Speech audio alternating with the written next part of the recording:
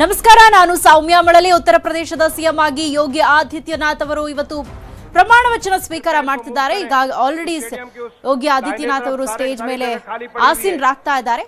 ಪ್ರಧಾನಿ ನರೇಂದ್ರ ಮೋದಿ ಸೇರಿದಂತೆ ಬಿಜೆಪಿಯ ಗಣ್ಯರು ಈಗ ಕಾರ್ಯಕ್ರಮಕ್ಕೆ ಆಗಮಿಸಿರುವಂತದ್ದು. 50,000 ಜನರಿಗೆ ಕಾರ್ಯಕ್ರಮಕ್ಕೆ ಆಹ್ವಾನವನ್ನ ನೀಡಲಾಗಿತ್ತು. ಒಂದು ರೀತಿ ಹಬ್ಬದ ವಾತಾವರಣ ಯುಪಿಯಲ್ಲಿ ನಿರ್ಮಾಣ ಆಗಿರುವಂತದ್ದು. ಕೆಲವೇ ಕ್ಷಣಗಳಲ್ಲಿ ಯೋಗಿ ಆದಿತ್ಯನಾಥ್ ಅವರು ಪ್ರಮಾಣ ವಚನ ಸ್ವೀಕರಿಸಲಿದ್ದಾರೆ. ಸ್ವಾಮೀಜಿಗಳು, ಉದ್ಯಮಿಗಳು ಸೇರಿದಂತೆ ಬಿಜೆಪಿಯ ಪ್ರಮುಖ ನಾಯಕರು, ಕಾರ್ಯಕರ್ತರೆಲ್ಲರೂ ಕೂಡ ಸ್ಟೇಡಿಯಂಗೆ ಬಂದು ಜಮಾವಣೆ ಮಾಡಿರುವಂತದ್ದು. ಸುಮಾರು 50,000ಕ್ಕೂ ಹೆಚ್ಚು ಜನ ಸ್ಟೇಡಿಯಂಗೆ ಆಗಮಿಸಿದ್ದಾರೆ. ಜನಸಾಗರವೇ ಈ ಒಂದು ಪ್ರಮಾಣ ವಚನ ಕಾರ್ಯಕ್ರಮಕ್ಕೆ ಆಗಮಿಸಿರುವಂತದ್ದು. ಪ್ರಧಾನಿ ಮೋದಿ, ಅಮಿತ್ ಶಾ ಸೇರಿದಂತೆ ಬಿಜೆಪಿಯ ಪ್ರಮುಖ ನಾಯಕರುಗಳೆಲ್ಲರೂ ಕೂಡ ಈ ಒಂದು ಕಾರ್ಯಕ್ರಮಕ್ಕೆ ಸಾಕ್ಷಿಯಾಗಲಿದ್ದಾರೆ. ಸ್ವಾಮೀಜಿಗಳು, ಉದ್ಯಮಿಗಳು, ಸ್ಟಾರ್ಗಳು ಕೂಡ ಈ ಒಂದು ಕಾರ್ಯಕ್ರಮದಲ್ಲಿ ಪಾಲ್ಗೊಳ್ತಾ ಇದ್ದಾರೆ. ಕೆಲವೇ ಕ್ಷಣಗಳಲ್ಲಿ ಯೋಗಿ ಆದಿತ್ಯನಾಥ್ ಅವರು ಸಿಎಂ ಆಗಿ ಪ್ರಮಾಣ ವಚನ ಸ್ವೀಕರಿಸಲಿದ್ದಾರೆ. ಕ್ಷಣಗಣನೆ ಆರಂಭ ಆಗಿದೆ. ವಾಜಪೇಯಿ ಸ್ಟೇಡಿಯಂನಿಂದ ನೇರ ಪ್ರಸಾರದಲ್ಲಿ ನಾವು ದೃಶ್ಯಾವಳಿಗಳನ್ನ ನೋಡ್ತಾ ಇದ್ದೀವಿ.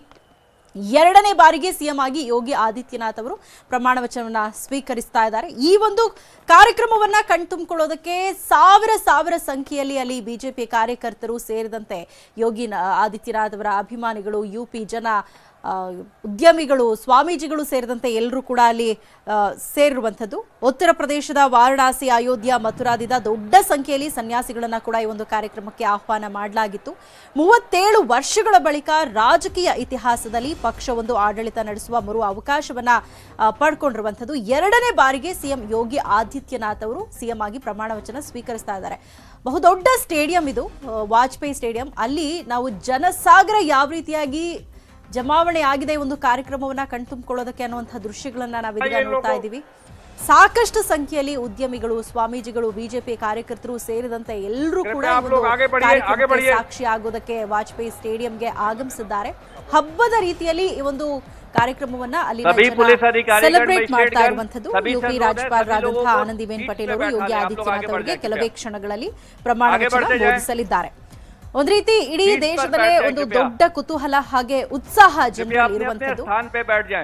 ಯೋಗಿ ಆದಿತ್ಯನಾಥ್ ಅವರ ಜೊತೆಗೆ ಹಲವು ಸಚಿವರು ಕೂಡ ಪ್ರಮಾಣ ವಚನ ಸ್ವೀಕರಿಸಲಿದ್ದಾರೆ. ಅದರ ನೇರ ಪ್ರಸಾರವನ್ನ ನಾವಿದೀಗ ನೋಡ್ತಾ ಇದ್ದೀವಿ.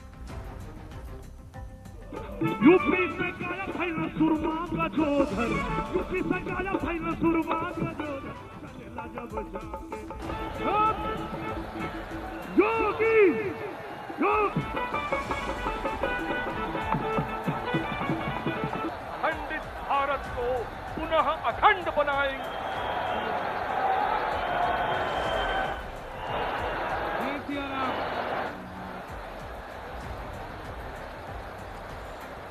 ಬಿಜೆಪಿ ಶಾಸಕಾಂಗ ಪಕ್ಷದ ನಾಯಕರಾಗಿ ಯೋಗಿ ಅವರನ್ನ ಆಯ್ಕೆ ಮಾಡುವಂತಹ ಔಪಚಾರಿಕ ಪ್ರಕ್ರಿಯೆ ಏನಿದೆ ಅದನ್ನ ಗುರುವಾರ ಮಾಡಲಾಯಿತು. ಕೇಂದ್ರ ಸಚಿವ ಅಮಿತ್ ಶಾ ಹಾಗೆ ಕೇಂದ್ರ ಸಚಿವರಾದಂತಹ ಧರ್ಮೇಂದ್ರ ಪ್ರಧಾನ್ ಅವರ ಸಮ್ಮುಖದಲ್ಲಿ ನೂತನ ಶಾಸಕರ ಸಭೆಯನ್ನ ಮಾಡಲಾಯಿತು. ಸರ್ವಾನುಮತದಿಂದ ಯೋಗಿ ಅವರನ್ನ ಶಾಸಕಾಂಗ ಪಕ್ಷದ ನಾಯಕರನ್ನಾಗಿ ಆಯ್ಕೆ ಮಾಡಲಾಯಿತು. ಆ ಸಂದರ್ಭದಲ್ಲಿ ಯೋಗಿ ಆದಿತ್ಯನಾಥ್ ಅವರು ಮಾತಾಡ್ತಾ ಇದ್ರು, ನಮ್ಮಿಂದ ಅಧಿಕಾರ ಕಿತ್ಕೊಳ್ಳೋದಕ್ಕೆ ಪ್ರತಿಪಕ್ಷಗಳು ದೊಡ್ಡ ಮಸಲತ್ತನ್ನ ಮಾಡಿದ್ವು, ಅಪಪ್ರಚಾರದ ಅಭಿಯಾನವನ್ನ ಮಾಡಿದ್ವು. ಆದ್ರೆ ನಮ್ಮ ಮೇಲೆ ಜನ ಏನು ನಂಬಿಕೆ ಇಟ್ಟಿದ್ರು, ಆ ನಂಬಿಕೆ ಬದಲಾಗ್ಲಿಲ್ಲ.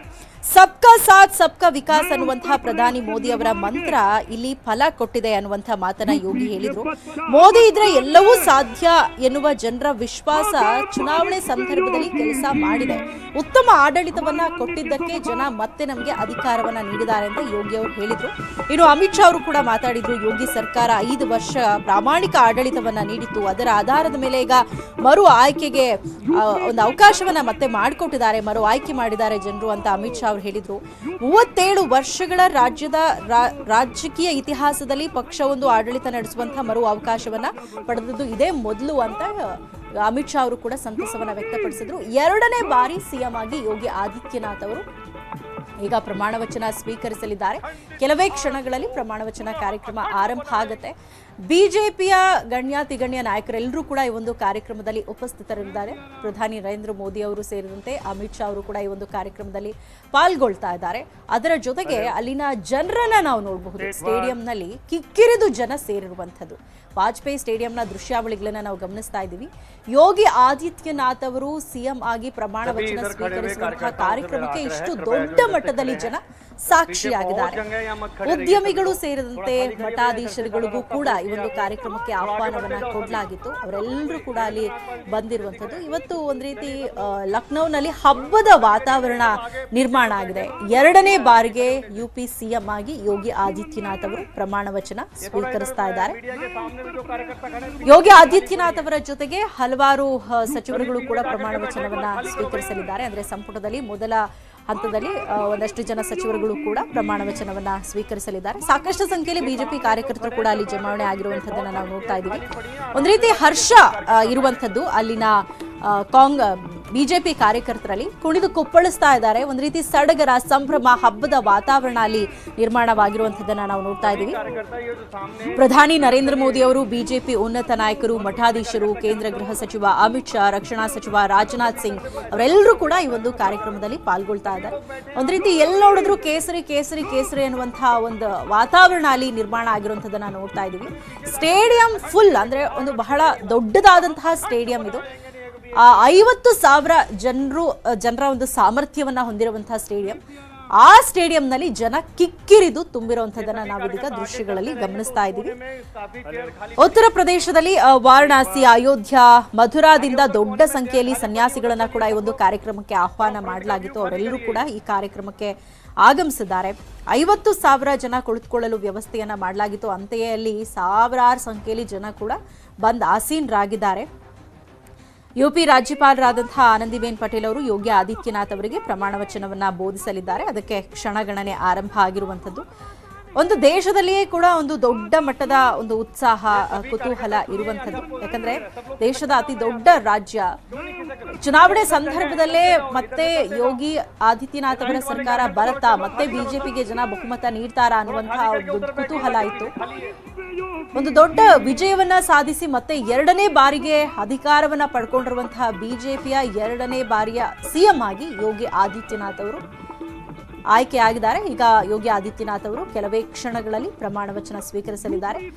ಈ ವಾಜಪೇಯಿ ಸ್ಟೇಡಿಯಂನಿಂದ ನೇರ ಪ್ರಸಾರದಲ್ಲಿ ನಾವು ದೃಶ್ಯಾವಳಿಗಳನ್ನು ಗಮನಿಸಬಹುದು. ಈಗ ಆ ವೇದಿಕೆ ಮೇಲೆ ಯೋಗಿ ಆದಿತ್ಯನಾಥ್ ಅವರು ಆಸೀನರಾಗಿದ್ದಾರೆ. ಅವರ ಜೊತೆಗೆ ಹಲವು ನಾಯಕರುಗಳು ಕೂಡ ಪ್ರಮಾಣ ವಚನ ಸ್ವೀಕರಿಸಲಿದ್ದಾರೆ ಸಚಿವರಾಗಿ. ಪ್ರಧಾನಿ ಮೋದಿ, ಅಮಿತ್ ಶಾ ಅವರು ಕೂಡ ಈ ಒಂದು ಕಾರ್ಯಕ್ರಮದಲ್ಲಿ ಪಾಲ್ಗೊಳ್ತಾ ಇದ್ದಾರೆ. ಎಲ್ಲಿ ನೋಡಿದ್ರು ಯೋಗಿ ಯೋಗಿ, ಮೋದಿ ಮೋದಿ ಅನ್ನುವಂತಹ ಘೋಷಣೆ, ಹರ್ಷೋದ್ಗಾರ ಅಲ್ಲಿ ಮುಗಿಲು ಮುಟ್ಟಿರುವಂಥದ್ದು.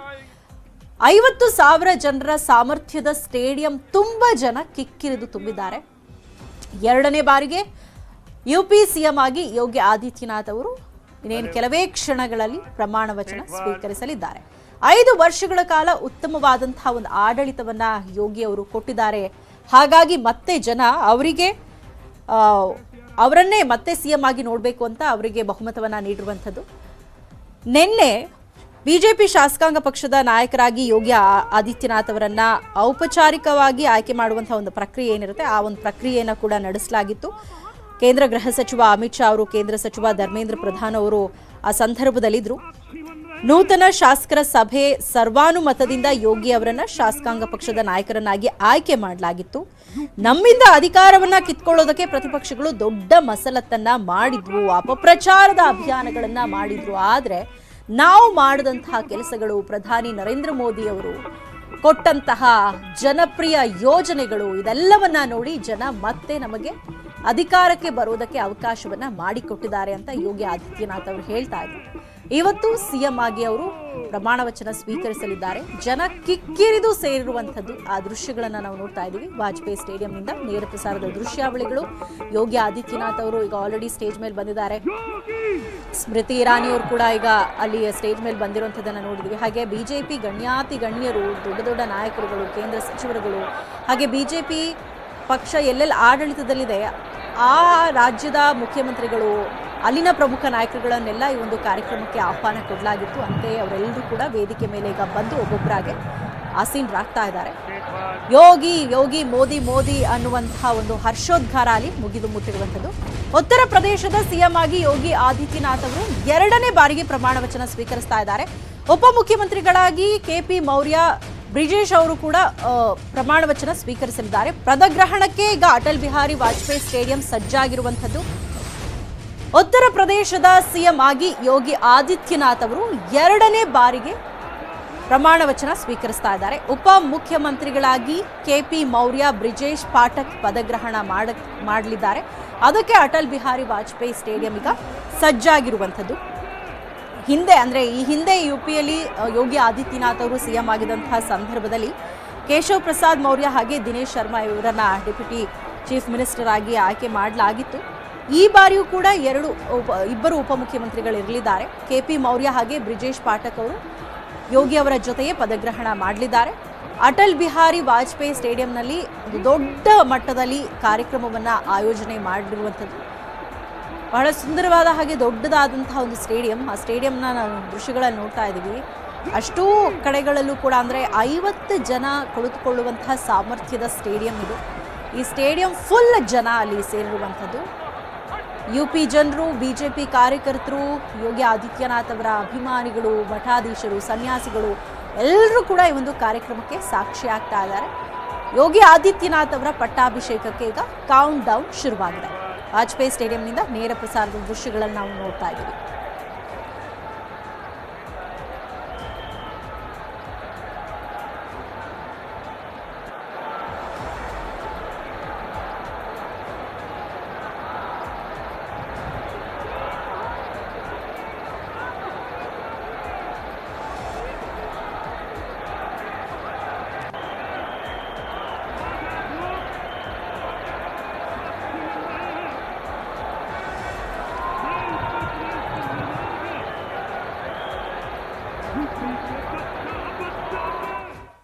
ಈ ಬಗ್ಗೆ ಮತ್ತಷ್ಟು ಮಾಹಿತಿ ಕೊಡ್ತೀವಿ ಚಿಕ್ಕ ಬ್ರೇಕ್ ಆದ್ಮೇಲೆ.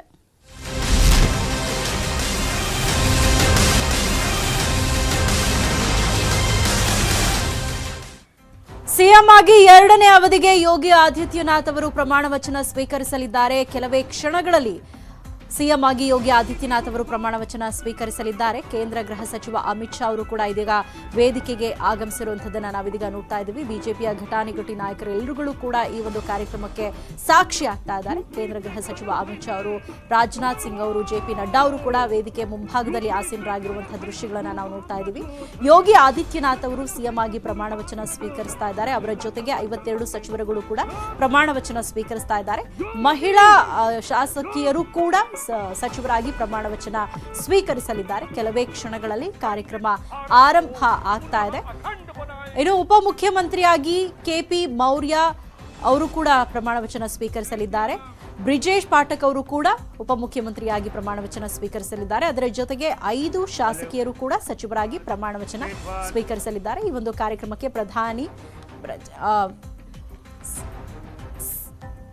ಪ್ರಧಾನಿ ಮೋದಿ ಅವರು ಕೂಡ ಈ ಒಂದು ಕಾರ್ಯಕ್ರಮಕ್ಕೆ ಸಾಕ್ಷಿ ಆಗ್ತಾ ಇದ್ದಾರೆ. ಪ್ರಧಾನಿ ನರೇಂದ್ರ ಮೋದಿ ಅವರು ಕೂಡ ಕಾರ್ಯಕ್ರಮಕ್ಕೆ ಬರ್ತಾ ಇರುವಂಥದ್ದು.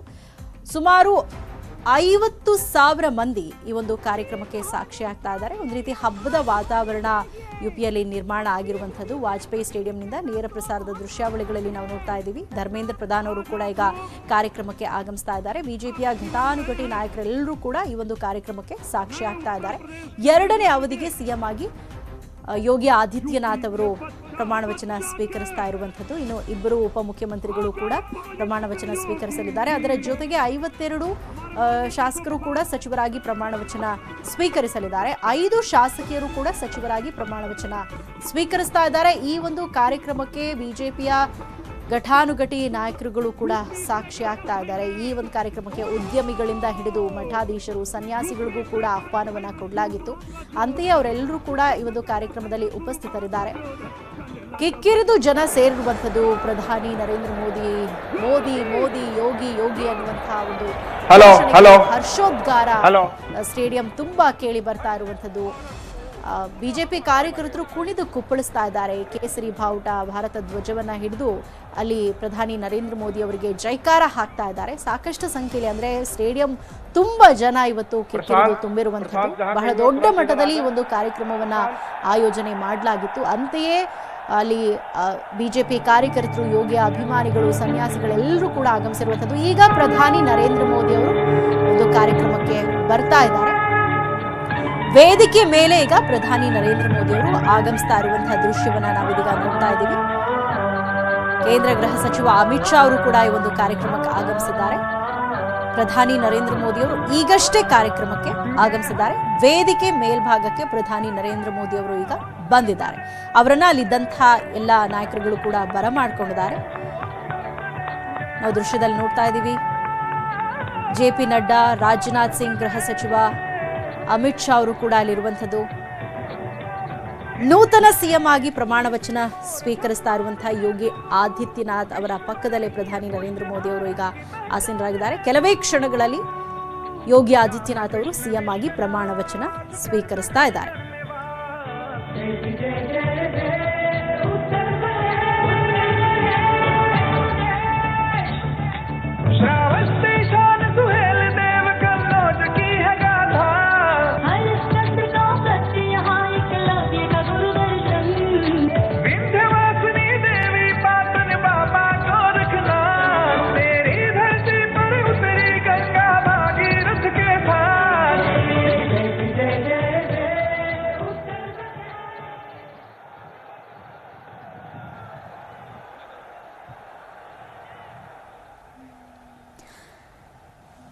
ಕೆಲವೇ ಕ್ಷಣಗಳಲ್ಲಿ ನೂತನ ಸಿಎಂ ಆಗಿ ಯೋಗಿ ಆದಿತ್ಯನಾಥ್ ಅವರು ಪ್ರಮಾಣ ವಚನ ಸ್ವೀಕರಿಸಲಿದ್ದಾರೆ.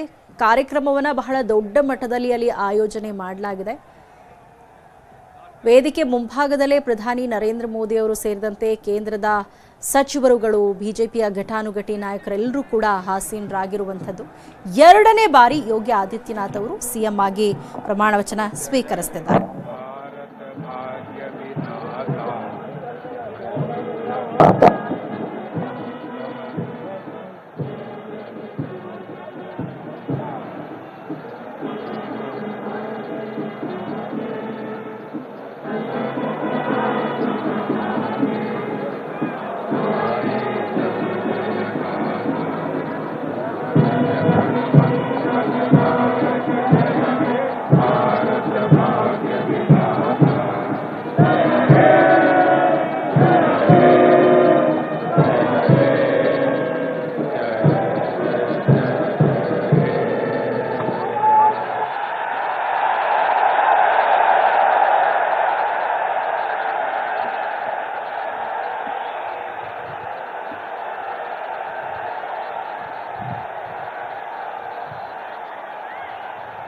माननीय राज्यपाल महोदया से निवेदन है कि यदि उनकी आज्ञा हो तो शपथ ग्रहण समारोह की कार्रवाई प्रारंभ की जाए। माननीय राज्यपाल महोदय की आज्ञा से शपथ ग्रहण समारोह की कार्रवाई प्रारंभ की जाती है। माननीय राज्यपाल महोदया ने माननीय श्री आदित्यनाथ योगी जी को उत्तर प्रदेश का मुख्यमंत्री नियुक्त किया है।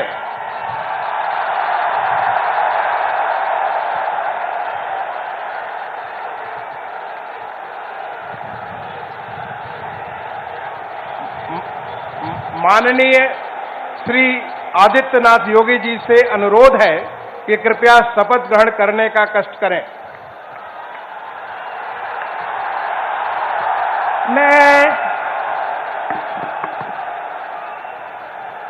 मैं आदित्यनाथ योगी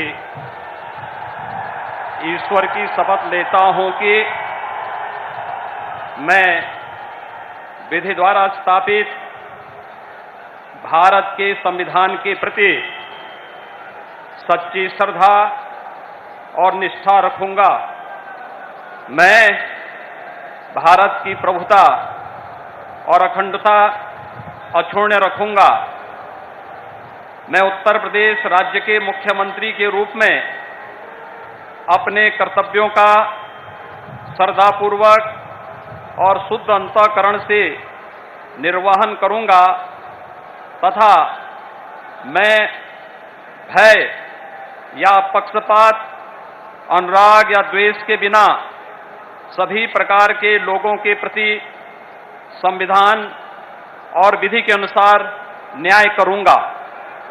मैं आदित्यनाथ योगी ईश्वर की शपथ लेता हूं कि जो विषय उत्तर प्रदेश राज्य के मुख्यमंत्री के रूप में मेरे विचार के लिए लाया जाएगा अथवा मुझे ज्ञात होगा उसे किसी व्यक्ति या व्यक्तियों को तब के सिवाय, जबकि ऐसे मुख्यमंत्री के रूप में अपने कर्तव्यों के सम्यक निर्वहन के लिए ऐसा करना अपेक्षित हो, मैं प्रत्यक्ष अथवा अप्रत्यक्ष रूप से संसूचित या प्रकट नहीं करूंगा।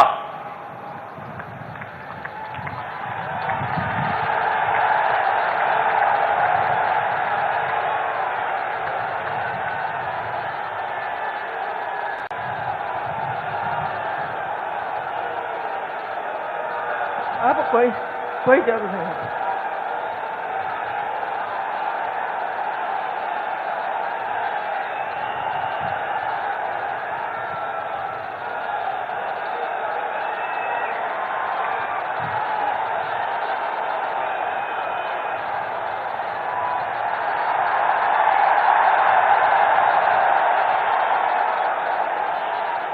माननीय राज्यपाल महोदया ने माननीय मुख्यमंत्री जी की मंत्रणा से निम्नलिखित महानुभावों को उत्तर प्रदेश का उप मुख्यमंत्री नियुक्त किया है।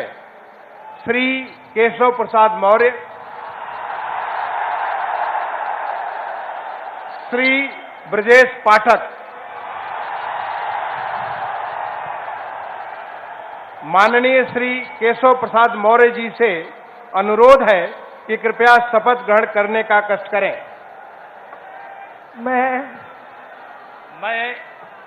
केशव प्रसाद मौर्य ईश्वर की शपथ लेता हूं कि मैं विधि द्वारा स्थापित भारत के संविधान के प्रति सच्ची श्रद्धा और निष्ठा रखूंगा। मैं भारत की प्रभुता और अखंडता अक्षुण्ण रखूंगा। मैं उत्तर प्रदेश राज्य के उप मुख्यमंत्री के रूप में अपने कर्तव्यों का श्रद्धापूर्वक और शुद्ध अंतःकरण से निर्वहन करूंगा तथा मैं भय या पक्षपात, अनुराग या देश के बिना सभी प्रकार के लोगों के प्रति संविधान और विधि के अनुसार न्याय करूंगा। मैं केशव प्रसाद मौर्य ईश्वर की शपथ लेता हूं कि जो विषय उत्तर प्रदेश राज्य के उप मुख्यमंत्री के रूप में मेरे विचार के लिए लाया जाएगा अथवा मुझे ज्ञात होगा, उसे किसी व्यक्ति या व्यक्तियों को तब के सिवाय, जबकि ऐसे उप मुख्यमंत्री के रूप में अपने कर्तव्यों के सम्यक निर्वहन के लिए ऐसा करना अपेक्षित हो, मैं प्रत्यक्ष अथवा अप्रत्यक्ष रूप से संसूचित या प्रकट नहीं करूंगा।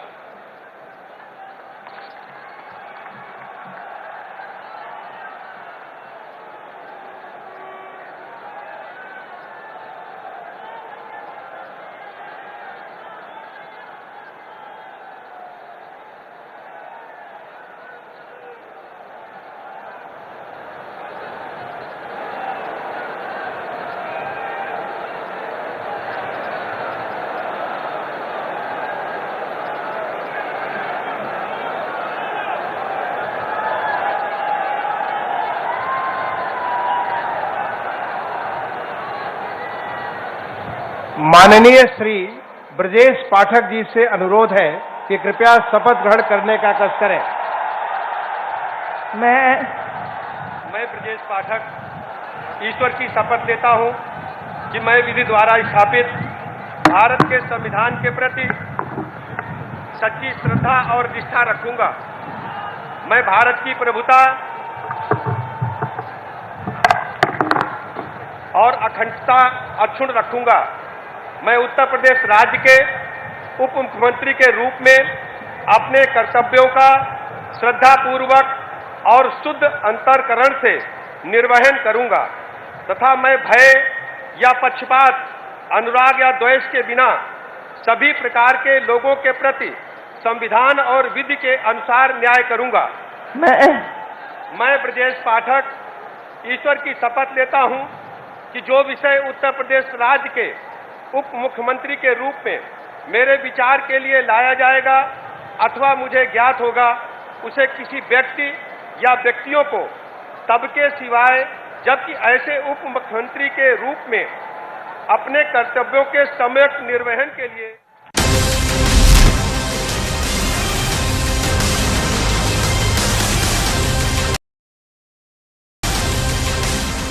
उत्तर प्रदेश राज्य के मंत्री के रूप में मेरे विचार के लिए लाया जाएगा अथवा मुझे ज्ञात होगा, उसे किसी व्यक्ति या व्यक्तियों को तब तक के सिवाय जबकि ऐसे मंत्री के रूप में अपने कर्तव्यों के सम्यक निर्वहन के लिए ऐसा करना अपेक्षित हो, मैं प्रत्यक्ष अथवा अप्रत्यक्ष रूप से संसूचित या प्रकट नहीं करूंगा।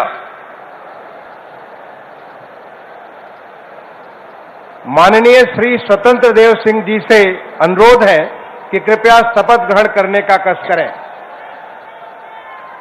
मैं स्वतंत्र देव सिंह ईश्वर की शपथ लेता हूं कि मैं विधि द्वारा स्थापित भारत के संविधान के प्रति सच्ची श्रद्धा निष्ठा रखूंगा। मैं भारत की प्रभुता और अखंडता अक्षुण्ण रखूंगा। मैं उत्तर प्रदेश राज्य के मंत्री के रूप में अपने कर्तव्यों का श्रद्धापूर्वक और शुद्ध अंतःकरण से निर्वहन करूंगा तथा मैं भय या पक्षपात, अनुराग या द्वेष के बिना सभी प्रकार के लोगों के प्रति संविधान और विधि के अनुसार न्याय करूंगा। मैं स्वतंत्र देव सिंह ईश्वर की शपथ लेता हूं कि जो विषय उत्तर प्रदेश राज्य के मंत्री के रूप में मेरे विचार के लिए लाया जाएगा अथवा मुझे ज्ञात होगा, उसे किसी व्यक्ति या व्यक्तियों को तब के सिवा जबकि ऐसे मंत्री के रूप में अपने कर्तव्यों के सम्यक निर्वहन के लिए ऐसा करना अपेक्षित हो, मैं प्रत्यक्ष अथवा अप्रत्यक्ष रूप से संसूचित या प्रकट नहीं करूंगा।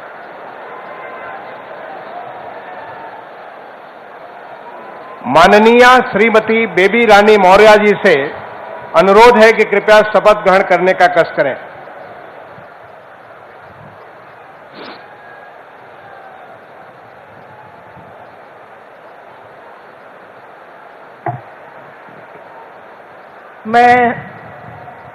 मैं बेबी रानी मौर्य ईश्वर की शपथ लेती हूँ कि मैं विधि द्वारा स्थापित भारत के संविधान के प्रति सच्ची श्रद्धा और निष्ठा रखूंगी।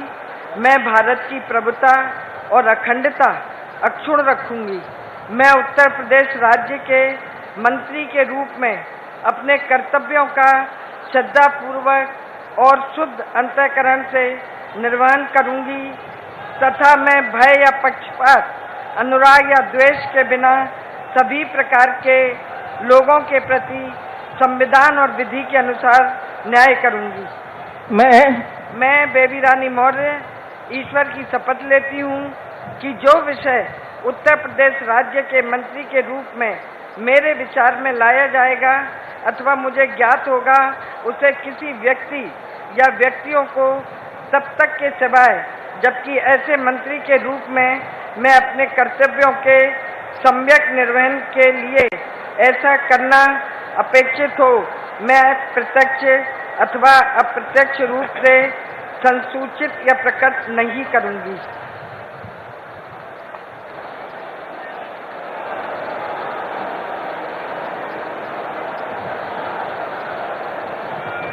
माननीय श्री लक्ष्मी नारायण चौधरी जी से अनुरोध है कि कृपया शपथ ग्रहण करने का कष्ट करें।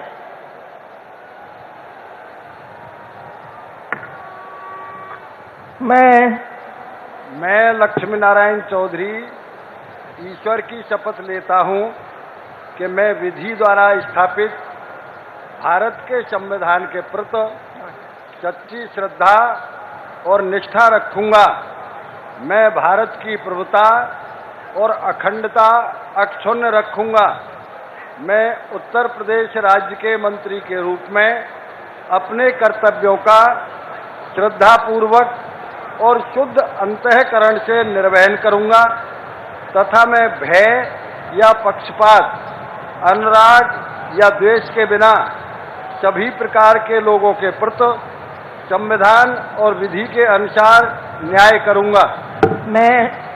मैं लक्ष्मी नारायण चौधरी ईश्वर की शपथ लेता हूं कि जो विषय उत्तर प्रदेश राज्य के मंत्री के रूप में मेरे विचार के लिए लाया जाएगा अथवा मुझे ज्ञात होगा, उसे किसी व्यक्ति या व्यक्तियों को तब के सिवाय जबकि ऐसे मंत्री के रूप में अपने कर्तव्यों के सम्यक निर्वहन के लिए ऐसा करना अपेक्षित हो, मैं प्रत्यक्ष अथवा अप्रत्यक्ष रूप से संसूचित या प्रकट नहीं करूंगा।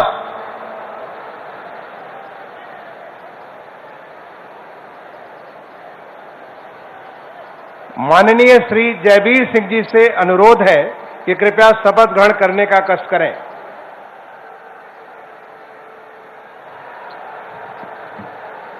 मैं जयवीर सिंह ईश्वर की शपथ लेता हूं कि मैं विधि द्वारा स्थापित भारत के संविधान के प्रति सच्ची श्रद्धा और निष्ठा रखूंगा। मैं भारत की प्रभुता और अखंडता अक्षुण्ण रखूंगा। मैं उत्तर प्रदेश राज्य के मंत्री के रूप में अपने कर्तव्यों का श्रद्धापूर्वक और शुद्ध अंतःकरण से निर्वहन करूंगा तथा मैं भय या पक्षपात, अनुराग या द्वेष के बिना सभी प्रकार के लोगों के प्रति संविधान और विधि के अनुसार न्याय करूंगा।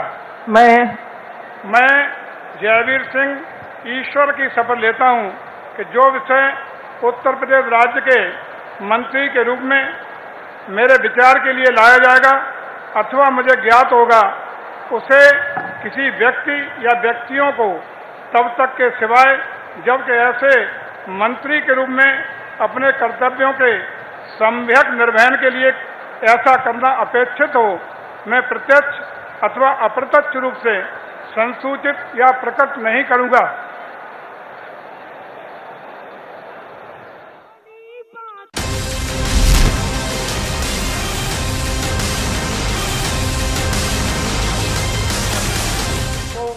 तब के सिवाय जबकि मेरे ऐसे मंत्री के रूप में अपने कर्तव्यों को समन्वयक निर्वहन के लिए ऐसा करना अपेक्षित हो, मैं प्रत्यक्ष अथवा अप्रत्यक्ष रूप से संसूचित या प्रकट नहीं करूंगा।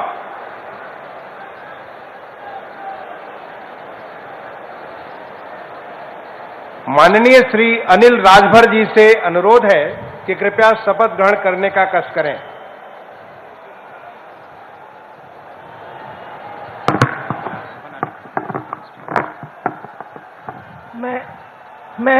मैं अनिल राजभर ईश्वर की शपथ लेता हूं कि मैं विधि द्वारा स्थापित भारत के संविधान के प्रति सच्ची श्रद्धा और निष्ठा रखूंगा।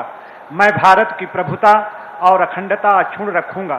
मैं उत्तर प्रदेश के राज्य के मंत्री के रूप में अपने कर्तव्यों का श्रद्धापूर्वक और शुद्ध अंतःकरण से निर्वहन करूंगा तथा मैं भय या पक्षपात, अनुराग या द्वेष के बिना सभी प्रकार के लोगों के प्रति संविधान और विधि के अनुसार न्याय करूंगा।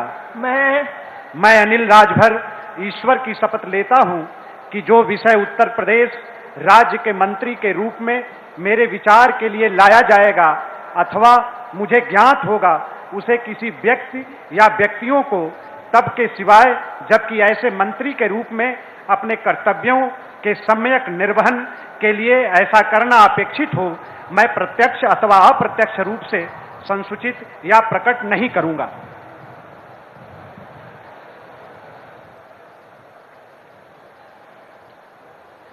माननीय श्री जितिन प्रसाद जी से अनुरोध है कि कृपया शपथ ग्रहण करने का कष्ट करें।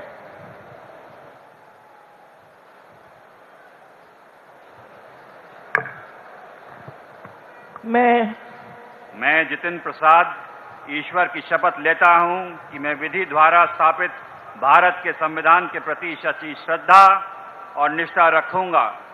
मैं भारत की प्रभुता, अखंडता अक्षुण्ण रखूंगा।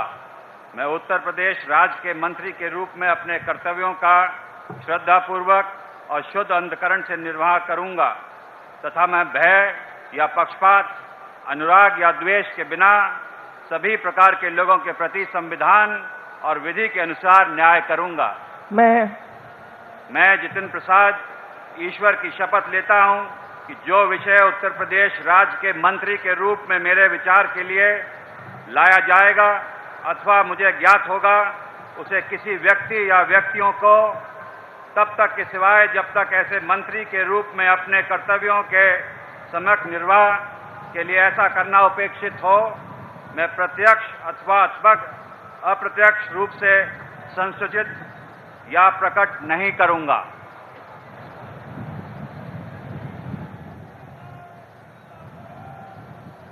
माननीय श्री राकेश सचान जी से अनुरोध है कि कृपया शपथ ग्रहण करने का कष्ट करें।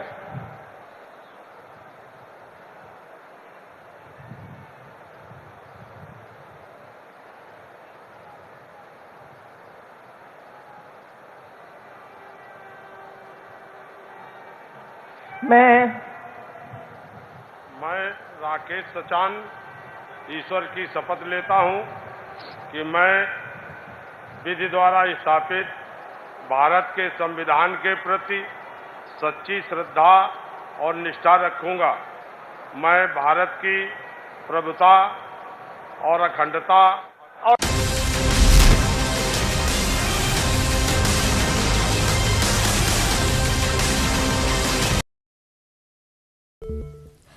Welcome back. ಪ್ರತಿಯೊಂದು ಮಹತ್ತರವಾದ ವಿಷಯಗಳು ಸಹ ಕೊನೆಗೊಳ್ಳೋ ಹಾಗೆ ನಮ್ಮ ಬೈಜೂಸ್ ಯಂಗ್ ಜೀನಿಯಸ್ ಸೀಸನ್ 2 ಸಹ ಅಂತ್ಯಕ್ಕೆ ಬಂದ್ ನಿಂತಿದೆ. ಈ ಪಯಣದ ಹಾದಿಯಲ್ಲಿ ನಾವು ಕೆಲವು ಅದ್ಭುತ ಮಕ್ಕಳನ್ನ ತೋರಿಸಿದ್ವಿ. ಅವರ ಅತ್ಯದ್ಭುತ ಪ್ರತಿಭೆಯಿಂದ ಇನ್ನಷ್ಟು ಬೆರಗಾಗಿದ್ದೇವೆ. ಬೈಜೂಸ್ ಯಂಗ್ ಜೀನಿಯಸ್ ಸೀಸನ್ 2 ರ ಗ್ಲಿಮ್ಸ್ಗಳನ್ನ ನೋಡೋಣ ಬನ್ನಿ. ಹಿಮಾಲಯದ ಎದೆ ಇನ್ನೂ ವಿಶಾಲವಾಗುತ್ತೆ.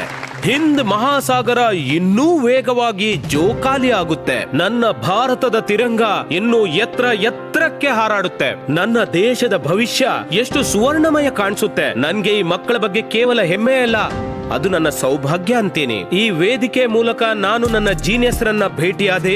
ಆ ಜೀನಿಯಸ್ರಿಂದ ಕೇವಲ 22 ಆರಿಸುವ ಕೆಲಸವನ್ನ ನಮ್ಮ ಜೂರಿ ಮಾಡಿದ್ರು.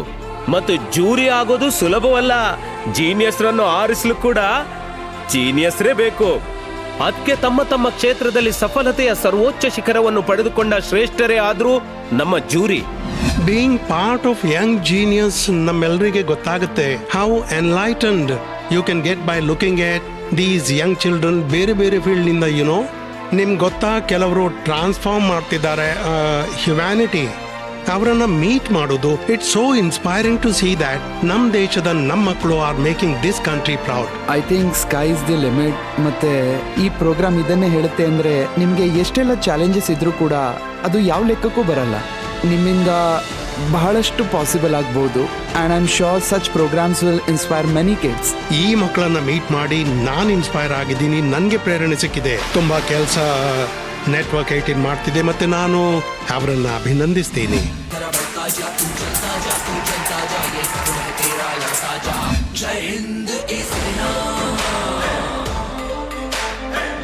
ಈ ಪುಟ್ಟ ಗುಬ್ಬಚ್ಚಿಗಳು ಎಷ್ಟು ಎತ್ತರಕ್ಕೆ ಹಾರ್ತಾವಂದ್ರೆ ಬರೀ ಭೂಮಿಯಲ್ಲ, ಆಕಾಶಕ್ಕೂ ಆಶ್ಚರ್ಯ.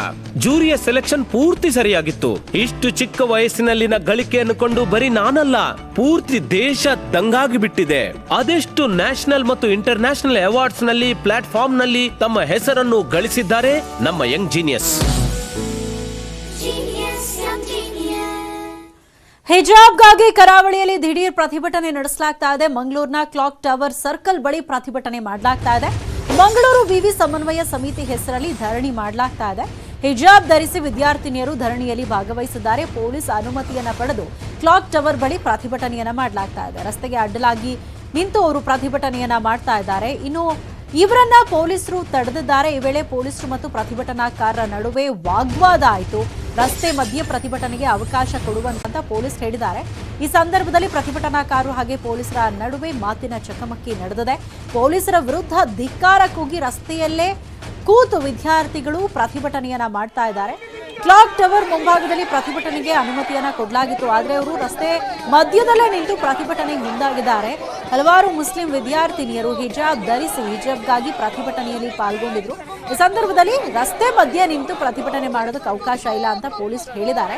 ಮಂಗಳೂರು ವಿವಿ ಸಮನ್ವಯ ಸಮಿತಿ ಹೆಸರಲ್ಲಿ ಧರಣಿಯನ್ನ ಮಾಡಲಾಗ್ತಾ ಇದೆ. ವಿದ್ಯಾರ್ಥಿನಿಯರು ಈ ಒಂದು ಧರಣಿಯಲ್ಲಿ ಭಾಗವಹಿಸಿದ್ದಾರೆ. ಮುಸ್ಲಿಂ ವಿದ್ಯಾರ್ಥಿನಿಯರು ಪೊಲೀಸ್ ಅನುಮತಿಯನ್ನ ಪಡ್ಕೊಂಡಿದ್ರು ಕ್ಲಾಕ್ ಟವರ್ ಬಳಿ ಪ್ರತಿಭಟನೆ ಮಾಡೋದಕ್ಕೆ.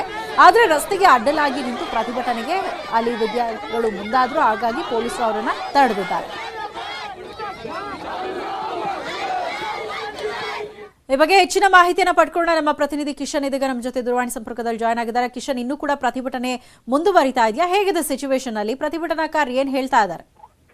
ಸೌಮ್ಯ, ಸದ್ಯ ಈಗ ಪೊಲೀಸರು ಪ್ರತಿಭಟನಾಕಾರರನ್ನ ತಡೆಯುವಲ್ಲಿ ಯಶಸ್ವಿಯಾಗಿದ್ದಾರೆ. ಸದ್ಯ ಪ್ರತಿಭಟನೆ ಮುಗಿದಿದೆ. ಆದ್ರೆ ಒಂದು ಹಂತಕ್ಕೆ ಕೈಕೈ ಮಿಲಾಚುವ ಹಂತಕ್ಕೆ ಈ ಪ್ರತಿಭಟನೆ ಹೋಗಿರುವಂತದ್ದು. ಹಿಜಾಬ್ ವಿಚಾರವಾಗಿ ಹೈಕೋರ್ಟ್ ತೀರ್ಪನ್ನ ವಿರೋಧಿಸಿ ಇವತ್ತು ಮಂಗಳೂರು ವಿವಿ ಸಮನ್ವಯ ಸಮಿತಿಯ ಹೆಸರಲ್ಲಿ ಪ್ರತಿಭಟನೆ ನಡೆದಿತ್ತು. ನೂರಾರು ಸಂಖ್ಯೆಯಲ್ಲಿ ಹಿಜಾಬ್ದಾರಿ ವಿದ್ಯಾರ್ಥಿನಿಗಳು ಮತ್ತು ಒಂದು ವರ್ಗದ ವಿದ್ಯಾರ್ಥಿಗಳು ಸೇರಿ ರಾಜ್ಯ ಸರ್ಕಾರಕ್ಕೆ ಸಿಎಂ ಬಸವರಾಜ ಬೊಮ್ಮಾಯಿಗೆ ಮತ್ತೆ ಈಶ್ವರಪ್ಪ ವಿರುದ್ಧ ಧಿಕ್ಕಾರಗಳನ್ನ ಕೂಗಿದ್ರು. ಈ ಸಂದರ್ಭದಲ್ಲಿ ರಸ್ತೆ ತಡೆ ಮಾಡೋಕೆ ಪ್ರತಿಭಟನಾಕಾರರು ಮುಂದಾಗಿರುವಂತದ್ದು. ಮಂಗಳೂರಿನ ಕ್ಲಾಕ್ ಟವರ್ ನಲ್ಲಿ ಇವರು ಪ್ರತಿಭಟನೆ ಮಾಡ್ತಾ ಇದ್ರು. ಆದ್ರೆ ಪೊಲೀಸರು ರಸ್ತೆ ತಡೆ ಮಾಡಿದ್ರೆ ವಾಹನ ಸಂಚಾರಕ್ಕೆ ತೊಂದರೆ ಆಗುತ್ತೆ, ಸಾರ್ವಜನಿಕರಿಗೆ ಕಿರಿಕಿರಿ ಆಗುತ್ತೆ ಎಂಬುದಾಗಿ ಮನವಿಯನ್ನ ಮಾಡಿದ್ರು. ಆದ್ರೂ ಕೂಡ ಪ್ರತಿಭಟನಾಕಾರರು ಏಕಾಏಕಿ ರಸ್ತೆಗಿಳಿದು ವಾಹನವನ್ನ ತಡೆಯೋಕೆ ಆರಂಭ ಮಾಡಿದ್ರು. ಈ ಸಂದರ್ಭದಲ್ಲಿ ಪೊಲೀಸರು ತಡೆಯುವ ನಿಟ್ಟಿನಲ್ಲಿ ಮುಂದೆ ಹೋದಾಗ ವಿದ್ಯಾರ್ಥಿನಿಯರು ಮುಂದೆ ಬಂದು ಒಂದು ರೀತಿಯಾಗಿ ಬಿಗುವಿನ ವಾತಾವರಣ ನಿರ್ಮಾಣ ಆಗಿತ್ತು. ಆದ್ರೆ ಸದ್ಯ ಪೊಲೀಸ್ ಉನ್ನತ ಅಧಿಕಾರಿಗಳು ಸ್ಥಳಕ್ಕೆ ಬಂದು ಪ್ರತಿಭಟನಾಕಾರರನ್ನ ಸಮಾಧಾನ ಪಡಿಸುವಲ್ಲಿ ಯಶಸ್ವಿಯಾಗಿರುವಂತದ್ದು. ಸೌಮ್ಯ, ಥ್ಯಾಂಕ್ ಯು ಕಿಶನ್ ತಮ್ಮೆಲ್ಲ ಇನ್ಫಾರ್ಮೇಶನ್ಗೆ. ಇದಿಷ್ಟು ಸದ್ಯದ ನ್ಯೂಸ್ ಅಪ್ಡೇಟ್ಸ್. ನೋಡ್ತಾ ಇರಿ ನ್ಯೂಸ್ 18 ಕನ್ನಡ. ಜಾಲ ನಮ್ಮದು, ಬಲ ನಿಮ್ಮದು.